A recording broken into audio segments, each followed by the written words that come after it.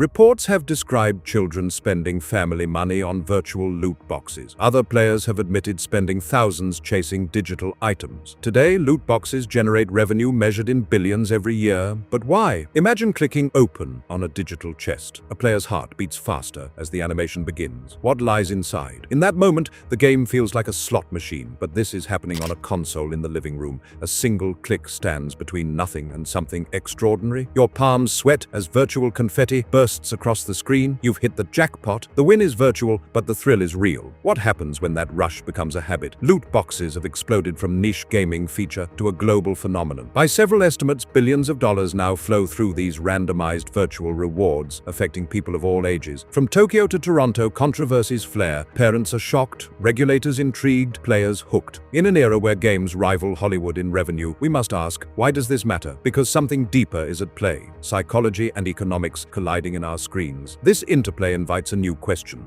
Do we control the games, or have the games begun to control us? For many players, this shift is intensely personal. What started as casual fun can become a daily ritual. New content drops feel like mini holidays, and the crash of disappointment when a box comes up empty can linger for days. Once upon a time, video games treated rewards as hidden surprises that kept the fun alive. Early gamers would open treasure chests or receive random power-ups, all part of the adventure, but those were free blessings along the way, not something you paid extra for. In Japan, the idea took a twist with gachapon, vending machines that spit out random toy capsules. Children loved them for the mystery. Parents loved them for the business. In fact, collectors once lined up to open Pokemon or Magic, the gathering card packs, hoping for a shiny foil. That thrill of chance was part of childhood. Today's loot box is just that feeling reborn on our screens. As mobile phones became ubiquitous and free-to-play games boomed, the pastime of surprise rewards evolved. Developers realized they could make a free game and then sell virtual surprise eggs for a few dollars. Suddenly, unlocking that rare sword or cool costume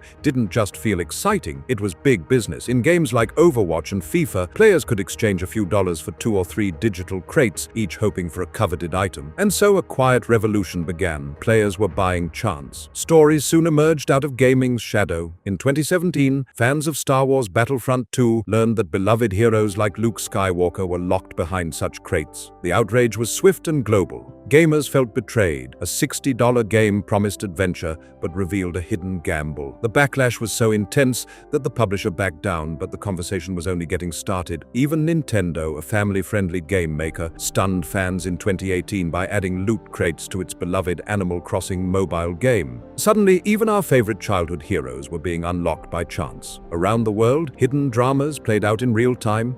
Some young players spent far beyond what they understood, while others chased digital card packs during moments of stress, loneliness, or escape. These are not isolated tales. They became emblematic of a new trend. What was once casual play was turning into high-stakes behavior. Loot boxes, once obscure, had become a force. As games connected people globally, they also connected markets. The digital items inside those crates started appearing on trading websites, with avatars donning rare skins that could be sold for real money. It was no longer just fun and games. Some countries even began treating these virtual crates as gambling. Lawmakers and parents alike were asking if games had crossed a line. Regulators in Belgium, the Netherlands, and China started banning or regulating loot boxes, forcing companies to publish their odds. But by then, the genie was out of the bottle. The debate had gone mainstream. Is this entertainment or an unsupervised casino for our living rooms? What drives people to smash open mystery crates in a video game? The answer lies partly in our brains. First, there's the scarcity effect. When an item is branded rare or available only for a limited time,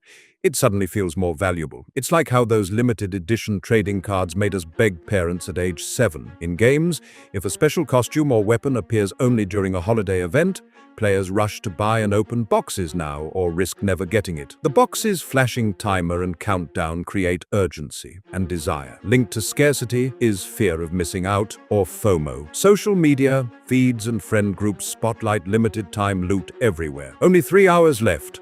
Once gone, gone forever. These phrases loom on banners. Even casual bystanders feel anxious. If a group of friends all snag golden items, anyone not opening boxes feels left behind. It's psychological pressure amplified. Keep clicking those crates to avoid being the one without the shiny prize. Then there's status and identity. In many games, the items from loot boxes are visible trophies. You walk into a virtual arena covered in dragons or score a goal with a football bearing your own custom logo and everyone sees it. A neon blue ninja skin or a gilded rifle becomes a statement. I have this, I'm cool. These aren't just cosmetic, they signal dedication or skill. In a gamer's community, a rare item grants instant prestige. Buying that loot box can feel like buying membership in an elite circle of players. In competitive shooters or sports games, some pro players and streamers even display their entire inventory of exotic loot. When a famous gamer shows off a golden mask or an alien blaster, followers yearn for it too. It's like luxury fashion. Owning a one-of-a-kind item sets you apart. We call it bragging rights, but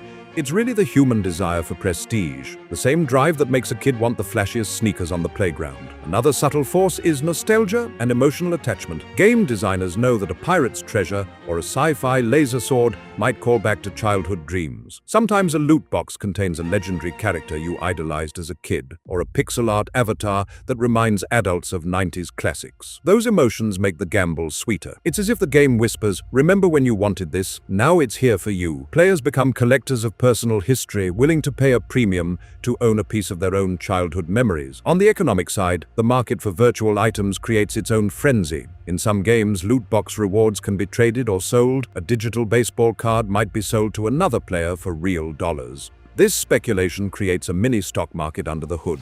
Suddenly, opening loot boxes isn't just gaming. It's investing, gambling, and collecting all at once. Players imagine a lucky pull might let them earn money, but for most people, the chase rarely works like an investment. More often, the money flows one way, from the player to the system. In other words, the house usually wins. Underpinning all this, game producers carefully balance the odds. Rare items often appear at very low probabilities, while common items flood the rest. Each nearly got it moment pulls a psychological lever, the near miss. It's the same trick as slot machines when the digital jackpot spins inches away. That almost win, that so close moment becomes a siren song. Try again. You were nearly there. At scale, loot boxes are a financial juggernaut. Some analyses have estimated annual loot box revenue at around $15 billion, while industry data suggests that a huge share of spending can come from a very small group of high-spending players. Industry insiders call these people whales. These whales chase the thrill relentlessly.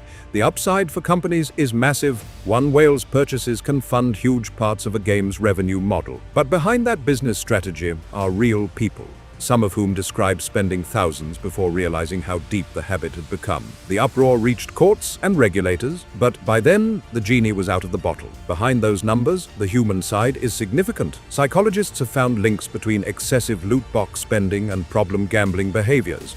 The system does not need to repeat the same trick loudly, it only needs to repeat the same feeling: uncertainty, anticipation, disappointment, and the promise that the next box might finally be different. For example, if a player has spent $50 without a win, they might think, "I've come too far to quit now." This sunk cost fallacy is exactly what game systems exploit. The result is a loop: spend, hope, lose, almost win, and spend again. In one heartbreaking account, a young gamer described how opening packs became the only excitement he had while waiting for his sick mother to get better. The buzz of a rare card became his refuge in that lonely wait. For many, gambling on loot boxes can mask stress or provide escape. And because these systems are often built into games played by young audiences, some children encounter gambling-like habits long before they fully understand money, odds, or risk. What emerges from all this is a deeper truth. The real commodity isn't just items on the screen, it's human psychology itself. These loot boxes are cleverly engineered corridors into our instincts: the thrill of surprise, the fear of loss, the pride in possession, the comfort of nostalgia. Game designers have essentially created digital casinos hidden inside colorful animations. We pay not just with cash, but with our emotions and attention. In chasing digital loot, we end up revealing something fundamental about how we value the things we find. So, the next time you hear a child gasp over a mystery crate or see headlines about record loot box profits, ask yourself, who is the game playing now? If we teach a generation that clicking a box is entertainment, are we inadvertently teaching them to gamble? When every flash and ding is designed to tug at your heartstrings and your wallet, where do we draw the line between fun and exploitation? The question hangs heavy. If a game can hook a child to spend their allowance, what else might be happening under the surface? The dark psychology of loot boxes forces us to realize one thing. In this new world of gaming, nothing is truly just for fun anymore. So tell me, when your next game tempts you with a mystery, will you keep playing or walk away?